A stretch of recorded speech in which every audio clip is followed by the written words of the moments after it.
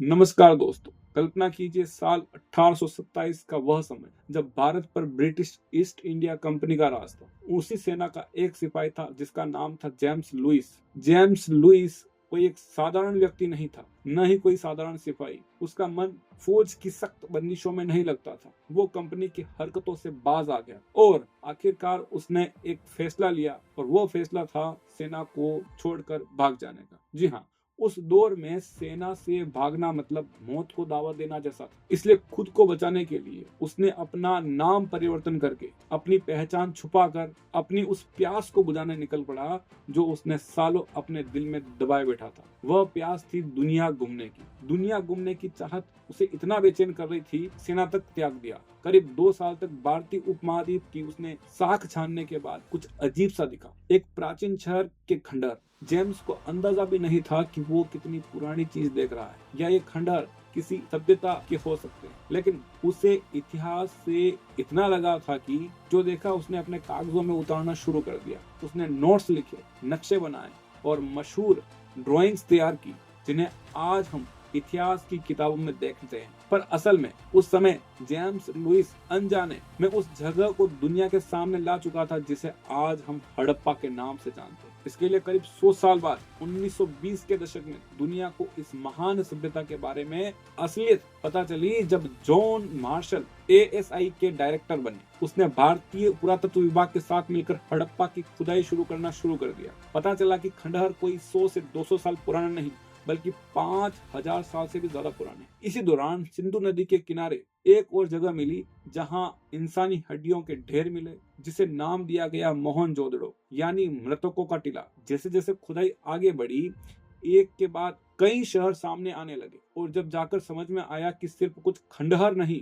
बल्कि एक पूरी सभ्यता यहाँ मौजूद है जो इतिहास के पन्नों में कहीं खो गई थी। क्योंकि ये सारे शहर सिंधु नदी के आसपास थे, इसलिए इसे सिंधु घाटी सभ्यता का नाम दिया।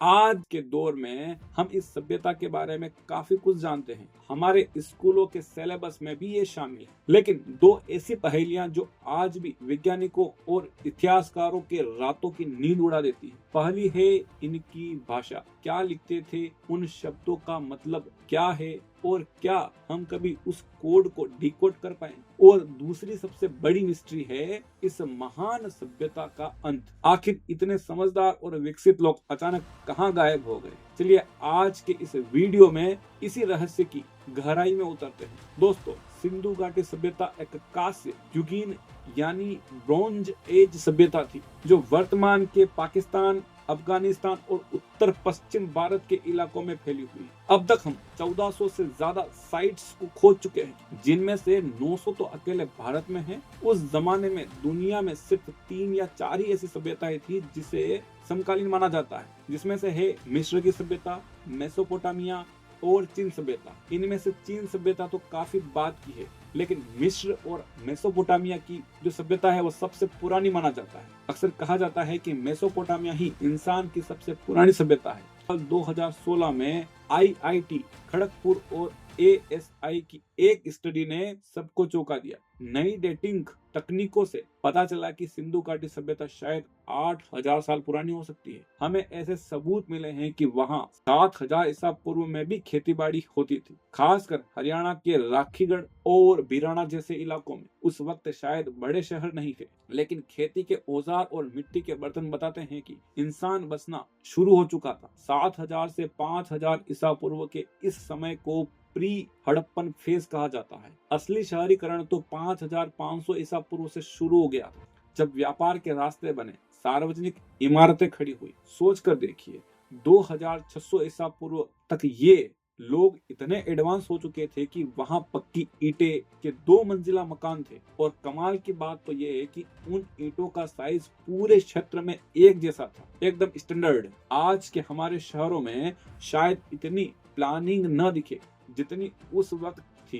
हर घर में एक टॉयलेट था, एक नहाने की जगह थी और गंदे पानी को बाहर निकालने के लिए ड्रेनेज सिस्टम इतना व्यवस्थित था कि आज वर्तमान में हम सब उसके बारे में सोचकर चौंक जाए। सड़कों के बारे में पक्की नालियां थी और फुटपाथ पर पेड़ लगे हुए थे। प्यासे लोग के लिए सार्वजनिक कुएं थे और कचरा फेंकने के लिए डस्टबिन भी रखे जाते थे। अर्बन प्लानिंग के मामले में ये तो आज के कई आधुनिक शहरों से भी आगे निकले थे। पर इतनी जानकारी होने के बावजूद भी हम इन्हें पूरी तरह समझ क्यों नहीं पा रहे हैं, इसकी सबसे बड़ी वजह है इनकी लिपि। खुदाई में 4000 से ज्यादा ऐसी चीजें मिली हैं जिन पर कुछ लिखा हुआ नहीं है। पत्थर की स्लेब, तांबे और सिल, इन्हें इंडस स्क्रिप्ट कहा जाता है। सन 1920 से लेकर अब तक 100 से ज्यादा बार इसे पढ़ने की कोशिश की गई, लेकिन आज तक कोई नहीं बता पाया कि उन सिंबल्स का असली मतलब क्या है। हालांकि इतने सालों की रिसर्च के बाद इतिहासकार कुछ बातें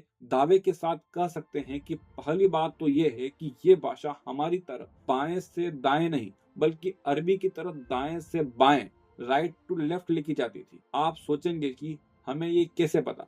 दरअसल जब आप किसी पत्थर पर ये लिखावट देखते हैं तो दाईं तरफ अक्षर खुले खुले हैं, लेकिन बाईं ओर पहुंचते पहुंचते वो आपस में भिड़ने लगते हैं, जैसे लिखने वाले के पास जगह कम पड़ गई हो। हम भी तो अक्सर अपनी नोटबुक में ऐसा ही करते हैं ना, जब आखिर में जगह नहीं बचती तो शब्दों को सिकोड़ देते हैं। बस इसी पैटर्न से पता चलता है कि दाईं तरफ से शुरू करते थे। दूसरी दिलचस्प बात यह है कि इन लिखावटों के साथ अक्सर किसी जानवर की तस्वीर होती थी, कभी गेंडा, कभी हाथी, तो कभी बाघ, तो कभी बैल। पर सबसे ज्यादा जो जानवर दिखा वो एक अजीब सा जीव था जिसके सिरे पर एक सिंग था, यूनिकॉर्न जैसा था। अब क्या वो वाकई कोई ऐसा जानवर था जो अब विलुप्त हो गया, या वो सिर्फ उनकी कल्पना थी, ये कोई नहीं जानता। तीसरी बात यह है कि लिखावट कोई बहुत बड़े पत्थरों पर नहीं थी, ये सिल सिर्फ 2.5 से 5 सेंटीमीटर के छोटे टुकड़ों पर थी। इतिहासकारों ने जब इन सारे निशानों को इकट्ठा किया तो पता चला कि इनकी लिपि में लगभग 400 अलग अलग साइन का चिन्ह है। अब तुलना कीजिए, अंग्रेजी में सिर्फ 26 अल्फाबेट होते हैं, हिंदी में 50 के आसपास, लेकिन यहाँ 400। इतने सारे सिंबल्स का मतलब ये है कि यह कोई साधारण वर्णमाला नहीं थी, बल्कि एक लोगोसिलेबिक स्क्रिप्ट थी। यानी एक सिंबल का मतलब या तो कोई पूरा शब्द होता था या फिर कोई खास आवाज। बिना किसी अनुवाद के 400 निशानों का पता करना या फिर 400 निशानों वाली पहेली सुलझाना लगभग नामुमकिन सा है। फिर भी कुछ पैटर्न बड़े मजेदार हैं। जैसे सिंधु लिपि में कुछ सिंबल्स हमेशा एक दूसरे के पीछे आते हैं। जैसे एक डायमंड वाला निशान हमेशा 2 सीधी लाइनों वाले निशानों के बाद आता है। सबसे ज्यादा दिखने वाला निशान एक जार या घड़े जैसा है, जो अक्सर किसी भी टेक्स्ट के आखिर में मिलता है। शायद ये कोई फुल स्टॉप जैसा रहा होगा। एक बहुत बड़ी खोज तब हुई जब ये सिंधु लिपि मेसोपोटामिया, जो कि वर्तमान में ईरान और इराक में है, वहां से मिली। इसका मतलब 2 चीजें हैं। पहला, इन दोनों सभ्यताओं के बीच गहरा व्यापार था, और दूसरा, मेसोपोटामिया के लोग अपनी भाषा लिखने के लिए भी सिंधु लिपि का इस्तेमाल कर रहे थे। जैसे हम हिंदी में रोमन स्क्रिप्ट लिखते हैं, जैसे क्या कर रहे हो, इसको लिखना। भाषा हिंदी है पर लिपि अंग्रेजी वाली। इससे पता चलता है कि सिंधु घाटी सभ्यता का प्रभाव उसी समय की पूरी दुनिया पर कितना जबरदस्त रहा हो। अब बात करते हैं उनके शहरों के ढांचों की। सिंधु घाटी के हर शहर में एक जैसा पैटर्न दिखाई देता है। शहर 2 हिस्सों में बटा हुआ है, एक लोअर टाउन जहां आम लोग रहते थे, और एक सिटाडल या ऊपरी किला जो ऊंचाई पर बना हुआ होता था। ये किला अक्सर पश्चिम दिशा में होता था और इसके चारों तरफ बड़ी बड़ी दीवारें होती थी। ये दीवारें किसी दुश्मन सेना के बचने के लिए नहीं, बल्कि जंगली जानवरों और बाढ़ के पानी को रोकने के लिए बनाई गई थी। उस दौर में शायद इंसान का इतना बड़ा दुश्मन नहीं था जितना कि कुदरत। मोहनजोदाड़ो शहर में सबसे बड़ी शान थी वहां की ग्रेट बाथ। ये एक विशाल स्विमिंग पूल जैसा था जो करीब 900 स्क्वायर फीट में फैला था और 2.5 मीटर गहरा था। इसे वाटरप्रूफ बनाने के लिए नेचुरल तार या बिटुमेन का इस्तेमाल किया गया था। इसमें ताजे पानी के लिए कुआं और गंदे पानी की निकासी के लिए छेद भी था। ये साफ सफाई के प्रति उनके जुनून को दिखाता है, इसलिए मोहनजोदाड़ो को उस समय की राजधानी भी माना जाता है। लेकिन एक बात जो इतिहासकार को सबसे ज्यादा हैरान करती है वो है, इतनी बड़ी सभ्यता में कहीं भी मंदिर, मस्जिद या धार्मिक स्थल नहीं मिला, ना ही किसी राजा का महल और ना ही कोई मूर्ति। मिस्र में पिरामिड थे, मेसोपोटामिया में मंदिर थे, पर यहाँ ऐसा कुछ भी नहीं। इसका मतलब यह है कि वहाँ कोई ऊंच नीच नहीं, कोई राजा या प्रजा वाला सिस्टम नहीं था। वो शायद एक ऐसी सोसाइटी थी जहां सब बराबर थे और सब शांति से रहते थे और व्यापार ही उनका मुख्य धर्म था। कोई फौज नहीं, कोई युद्ध के सबूत नहीं। ये वाकई एक यूटोपिया जैसा लगता है। मगर फिर सवाल वही उठता है कि अगर सब कुछ इतना अच्छा था तो ये खत्म कैसे हुआ? 1900 ईसा पूर्व से 1300 ईसा पूर्व के बीच इस सभ्यता का पतन बहुत तेजी से हुआ। अचानक शहरों की प्लानिंग बंद हो गई, नालियां जाम होने लगी, ग्रेट बाथ में कचरा भर गया और मेसोपोटामिया के साथ व्यापार खत्म हो गया।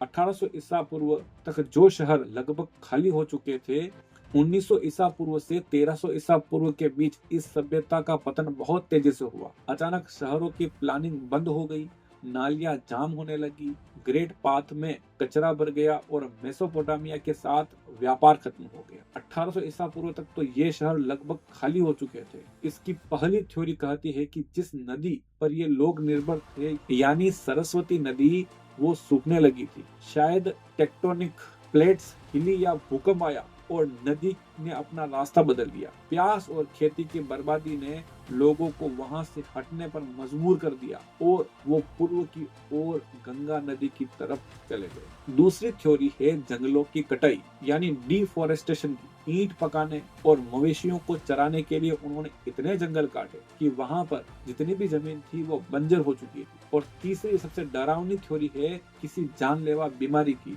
जैसे मलेरिया या हैजा। उस समय ऐसी महामारी पूरी की पूरी आबादी साफ कर देती थी। वजह चाहे जो भी रही हो, पर सच तो ये है कि 600 ईसा पूर्व तक ये सभ्यता पूरी तरह मिट्टी में मिल चुकी थी। सोचिए, एक ऐसी सभ्यता जो 5000 साल तक टिकी रही, जो हमसे कहीं ज्यादा लंबी चली, उसका भी अंत हो गया। समय ने उन्हें ऐसा दफनाया कि हजारों साल तक किसी को भी पता नहीं चला कि वह कहाँ गई और वहां कोई इंसान भी रहते थे। फिर एक दिन जेम्स लुइस जैसा कोई भटकता हुआ मुसाफिर आया और इतिहासकार का वो पन्ना फिर से खुल गया। ये कहानी हमें सिखाती है कि हम चाहे कितने भी विकसित क्यों ना हो, कुदरत के सामने हम हमेशा छोटे ही रहेंगे। उम्मीद है कि एक दिन हम उनकी भाषा को पढ़ पाएंगे और तब शायद हमें पता चलेगा कि वो लोग असल में कौन थे और उन्होंने हमारे लिए क्या संदेश छोड़ा। मिलते हैं नेक्स्ट वीडियो में। ऐसे ही वीडियो के लिए हमें सब्सक्राइब जरूर करें। वीडियो अच्छा लगा हो तो लाइक कर दीजिएगा। धन्यवाद।